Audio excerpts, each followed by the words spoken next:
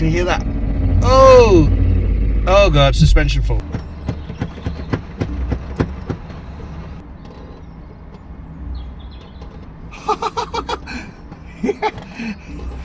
Hello, I'm boiling a kettle. And I'll tell you why I'm boiling a kettle. Because I've got a job to do. I need to remove those seats because I've got to get a sofa. So,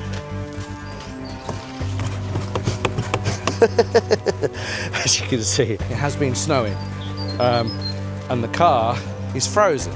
The doors don't open. I'm kind of worried that that's going to break off and that they're only plastic. So see that movement there? I don't want to tug too hard, so I'm going to get the kettle and kind of pour it down the joints to see if that does anything. Let's see if that works. Oh, you know what? Am I doing the old stupid thing I do where I haven't actually unlocked the car?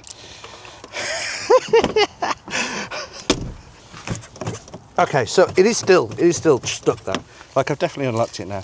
Let's just, is it double unlock?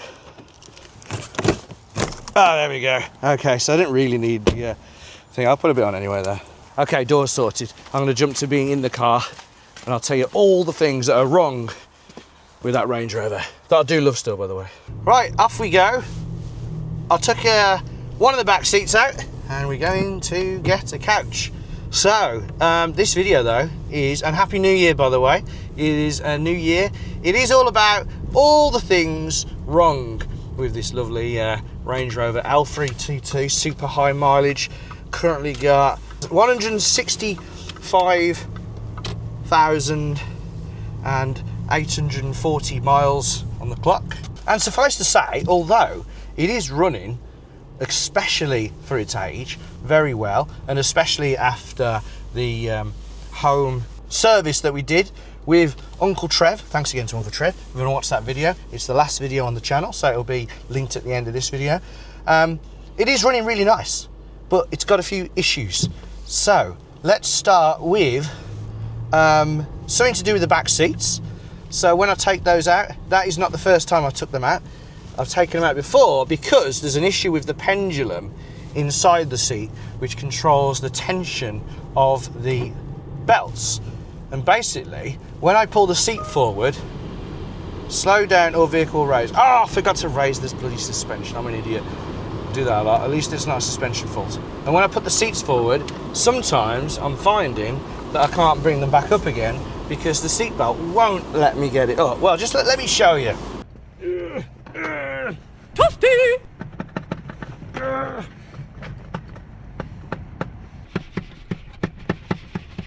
Right, I have yanked and yanked at this. So I've heard that it gets stuck if it thinks the car's upside down because it thinks you've had a crash, and it'll pull the seatbelt tight to keep you in place. So right now I think it thinks it's crashed. So I'm gonna have to, first of all, if I can get it upright, then it might loose itself. If I can't, if that doesn't work, then I'm going to go inside it and find the mechanism. So first I'm going to try and remove this seat, get it upright, and hopefully that's going to work. I'm going to unclip this. There you go. And two of them. And now I should just be able to undo those.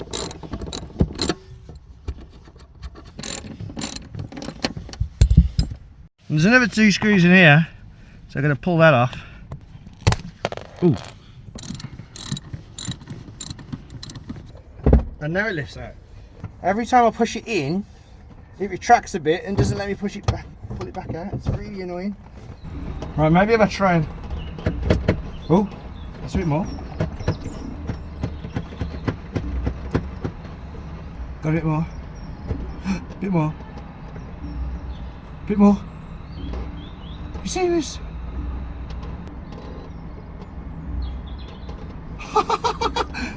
Yeah. I've got loads out. I've tied it all around here now, so I'm going to put it back. Then that should be it. Should be done. And it comes out again. Hooray! We do have some collateral damage though, as in this trim piece has got broken. We've also got mismatching front and rear tyres. So we've got Grabber ATs on the back and we've got Pirelli Scorpion Winters on the front. I actually like the Grabber ATs. I'm thinking of changing the front tyres to those. The front right does have a flat, a slow puncher. So every now and again, I'm having to pump that up. Another issue I'm having with the car, it's not really an issue. I mean, it is an issue. I don't drive it quite enough, and it's running the battery down. And I've got a new battery, and it's an AGM battery, so like a newer, bigger capacity battery. It's a lot better at starting the car because the old battery would just keep like failing to start the car. This one lasts a lot longer, but rather than not being able to start the car when it starts to run down, it starts cutting things out. So I thought I was having problems with things cutting out, but it turns out that AGM batteries, they act a bit weird compared to normal batteries. And so one day I went to lock the car and it wasn't locking, and I thought the key fob was the issue. So I've had problems with that as well. So yeah, I'll quickly mention the key fob sometimes isn't recognised. I've changed the batteries and it's still not recognised, so there's an issue there somewhere as well. And I've only got one key, so I need to be careful. But anyway, yeah, it wasn't locking the car. And then when I looked through the window, I saw everything was off. Like there was no power, the power was totally dead. And I'd just been driving it, so I thought, well, that's a bit odd. But then suddenly, it all just came back and started booting up, and then I could lock the car. But it seemed, when I measured the voltage of the battery, that the battery was still running down. I'm still not using it quite enough. And I'm hoping it is that, and it's not like an alternator issue, or if there's any other some sort of like parasitic drain. But over Christmas, I haven't used the car much at all, and it hasn't just been slowly dying when I haven't been using it, which is good. I think the main issue is that I'm starting the car, which uses the battery, and then I'm not driving it quite enough to charge the car up. Also, battery issues. Let me know in the comments, those people who are experts. I was thinking about getting a gap ID tool. I've got an iCar Soft, which is great, but a gap ID tool would allow me to reset the BMS of the battery, because apparently that's something that's worth doing, so the car can learn the battery and then charge it up properly so it doesn't go dead. However, on further inspection and research, some people think that if you just drive the car around, gradually it will learn. So who knows how long, does anyone know how long that takes, and if that's okay doing that and not spending 500 quid on a gap ID tool? I wouldn't mind a gap ID tool, right now I don't really want to spend 500 quid on it. Right, what else is wrong with this car? The glove box. The glove box. As soon as you open the glove box, it just falls all the way down. It doesn't have like a clip. I think that's probably an easy fix, but it's like low priority fixing the glove box. Also, we had a chip on the windscreen. That's something I fixed. So I've gone to Halfords, had that fixed. You can still see the chip, but at least the windscreen isn't going to just crack open when you're going at speed. What else is wrong with the car? I suppose there's a few scratches on the rear tinting on the window. I bet some people would just say remove that. I kind of like the tinting on the back. I think I'm a bit more gangster than some of the more traditional L322 drivers. The aircon, not a problem right now, but the aircon doesn't work. Let's get defrost off. I bet you can hear me a lot better now, can't you? So the blowers work, but the aircon doesn't. And when I went to get a regas, they said, well, the problem is it's already got gas. Gas is not the issue. And we've found out that it is something to do with the clutch on there's like a motor in the front of the car, and that controls the aircon, and it's not working properly basically. So I've got no aircon, so right now it's cold, it's not a problem, but when it gets to the summer, I'll only have blowers. The blowers are fairly cold, but they're not aircon, so we'll see how that goes. I might have to do something to get that fixed in the summer, but right now, not a priority. The rear hatch, where the charger and the cigarette lighters are, that sometimes comes down, not a massive issue. TV don't work, there we go. I thought it was because it had an analog TV tuner and it's all gone digital, but some people have said that actually the tuner I would have had would be analog and digital, so the digital stuff should really work, but for some reason it doesn't. Again, I'd like to get it working, but it's not a big priority, and if it was working I'd probably use it once or twice and never again. And it's a shame because it's got the cool screen where you can see it from different angles. Like the driver sees sat nav, the passenger sees the TV. The rear camera. Now I really would like the rear camera working, because that doesn't work. It's quite a common issue, and I think it's because water gathers at the top of the car and then it just drips down all the way through the camera, and it just basically wrecks it over time. So I wouldn't mind that, but cameras, like original cameras, are quite expensive, and I've kind of got used to not using the camera. So when I reverse into spaces, the wing mirrors dip, so you can see the floor and you can see the lines. So I think that's quite good actually, and I've got used to just looking around. Like, you know, we didn't have reverse cameras for years, did we? So it doesn't matter that much. So yeah, I've got used to that, but I wouldn't mind it. It does that definitely help, especially when you're parking in tight car park spaces at like supermarkets and stuff like that. When I plug my iCar Soft OBD2 reader in, it has loads of errors. I think possibly one of the speakers not working properly, but then someone told me that they thought theirs wasn't working when they were using their Bluetooth Enquiries music thing. I've done a video on that, by the way. I used, because this car doesn't have Bluetooth for music, but I've got this thing from Enquiries, I think it is, this thing here, and that plugs in to the iPod connector, and that allows you to get Bluetooth in your car, and it works really well actually. I'm quite impressed with it. Done a whole video on it, so check the channel if you want to see that. Well, the radio, normal radio, doesn't work properly. It doesn't seem to pick up as many stations as it should. I had a dream last night. I was in this car and I was putting the accelerator down, and it was revving and revving and revving, but not actually changing up.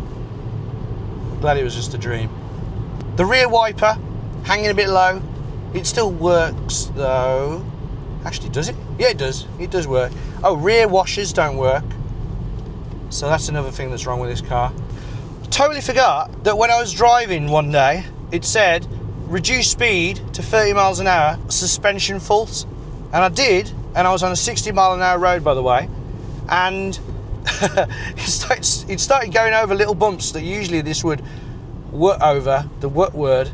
Right down below if you know what the wut word is, but it usually glide over these bumps, but it was every little bump, boom, boom, boom, boom, and then it was scraping on the wheel trim, so I had to pull over. Can you hear that?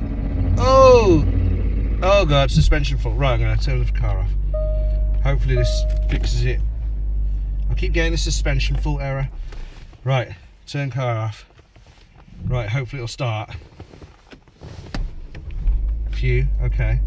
Confirm required suspension height. Can I borrow that? That was unexpected. Normal height selected. Come on. Say again. That was unexpected. Should be alright now. That was okay. It's all back to normal. Good to go. So all I had to do is turn it off, turn it back on again, and it was okay. But it was a bit scary, and I was thinking I'm going to be stranded. But I think I'm putting that, the reason I didn't mention it just, and the reason I didn't remember it straight away, is because I think it is a battery issue, and it's one of the many things that can go wrong with an L322, and probably many other cars, if the battery is getting a bit weak. So now, if this battery gets weak, I've got to contend with the suspension fault and scraping on the car, and intermittent cutting out, which I read could even happen whilst driving the car if the voltage dips to a certain level, and a few various other issues. So also the front demister wires, the thing that Ford have got like a patent over, and I think Land Rover have only got it because Ford owned them for a bit, but not all of them work. So when I use the front, not demister, but like the wires, the electric thing, it clears in areas but not all of them. But again, I'm not that bothered about that. But yeah, the suspension thing, that was dodgy. And I noticed as well, because I bought a new car charger, that it was struggling charging this big AGM battery up, and apparently some chargers just aren't very good at charging very big AGM batteries. So I've bought a new one that was actually suggested by ChatGPT. Yeah, AI. Do you have AI? Do you use AI? ChatGPT? Do you have ChatGPT? I think it's marvelous ChatGPT. I think that's pretty much it. Let us know in the comments what was wrong with yours, and if you think that's too much wrong with this car, or that's not too bad for a 165,000 mile car, because I know a lot of people, they buy these cars and they've got crazy high mileage like this one does, even higher sometimes, and then kind of complain as if the car is really bad because it's got this many things wrong with it. But obviously after 165,000 miles there's going to be a lot of stuff wrong with the car, and I know that. Like, I knew exactly what I was getting into. I'd researched first. I didn't have this dream of buying this once luxury car for, what I get for, what is it, £5 or something? I can't remember what I paid for it. Thinking it could have been 4.5. You know, for £4.5 and thinking it's going to be perfect, because otherwise everyone would do it. And it is a lovely car. I really like having it, and I love how much it can take. And like right now, I'm going to be getting a couch in the car. And, you know, I've been called upon to help move this couch because no one else can do it. But in this beautiful L322, I can go and get that couch. Right, it is in, as you can see, and you know what? It went in well easy. I'm impressed. Oh yeah, there's paint chips and stuff. I want to try and sort that out. I need to do this video on this magic paint chip repairer. Well, 2 of them actually. We'll be doing that soon, probably my next video when I get to that. It has been a bit of a break since my last video. We've had Christmas, and I've just been having a bit of a rest and just not trying to overwork myself, because I've still got my e-bike channel, which is kind of my main priority, unless somehow this becomes massive, which I don't think it is just yet, if at all. But anyway, yeah, that's it. So Happy New Year. Thanks for watching. If you are also driving around in your L322, keep up the good fight. Should have bought my sunglasses. And hopefully I'll see you on the road sometime. And until next time, thank you again for watching. Drive safe, drive safe.